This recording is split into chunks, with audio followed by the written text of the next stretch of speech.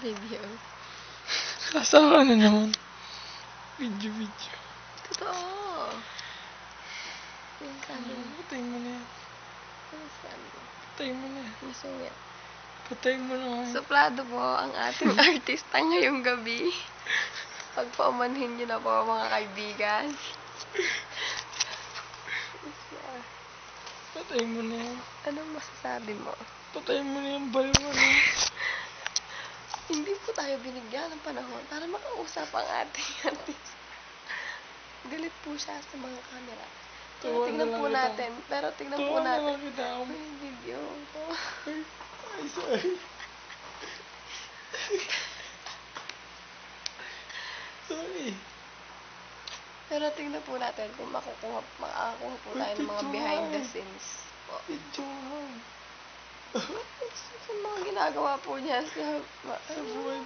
Hoy! Wala po kayo nakita. Ito po siya. Wala ginagawa. Basag na po ata ang ating kaibigan. Napakagwapo po, hindi ba? Ngunit naadit po siya sa droga. At bumisita sa DARE. At ang rehabilitation center. Galing lang po siya doon ng 9 months at ganyan na po yung itsura niya. Pag dati niya itsura, nawawala pa po. Hindi pa po matuklasan kung saan po nalaganap ang bagyo. Chedeng. Maaring nasa Chabengs po ito. Ito kung paano pumunta sa Chabengs. Sa Zambales. Oh my God. Tama ka muna. So when you think you get it. Hindi, sa'yo na lang. Kiss mo muna. Mikey. Pig. Cutie. Sungit mo. Suplado po talaga ang ating mga artista ngayong araw na to. Hindi po tulad ng dati. Friendly po sila. Sila pa po yung lumalapit sa mga camera. Pero tingnan po natin ang mga sa likod ng camera kung anong ginagawa ng ating panauhin. Yun nga, likod na namin. Ito na.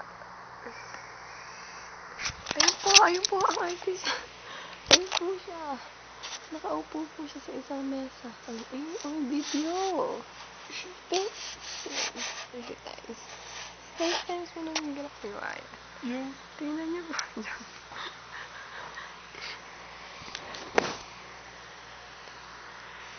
Ayan po ang mata niya. Nangingitim.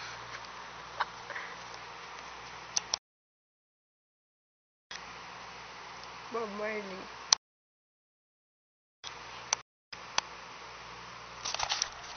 Ito po ang ating news ko dahil. Say bye to the camera.